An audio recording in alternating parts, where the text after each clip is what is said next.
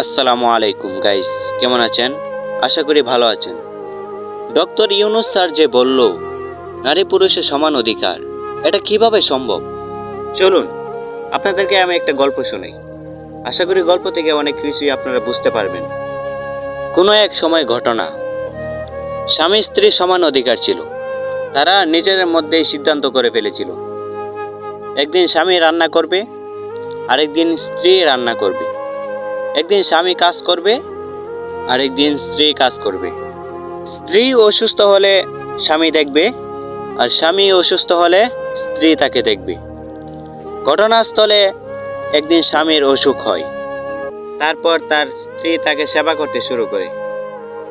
একদিন সন্ধ্যাবেলায় স্বামী স্ত্রীকে বলল, আমার প্রস্রাবে ধরেছে। তারপর তার স্ত্রী তাকে মাথায় করে নিয়ে বাহিরে গিয়ে প্রস্রাব করালেন। কিছুদিন পর স্ত্রী অসুখ হলো, তখন স্বামী স্ত্রীর সেবা করতে শুরু করলো। সেই সেম একই ঘটনা ঘটলো স্ত্রীর সঙ্গেও। স্ত্রীর প্রস্রাবে ধরেছে, স্বামী তাকে মাথায় করে নিয়ে বাইরে গেল, কিন্তু স্ত্রী তো প্রস্রাব করতে পারে না। তাহলে কি অধিকার সমান হলো?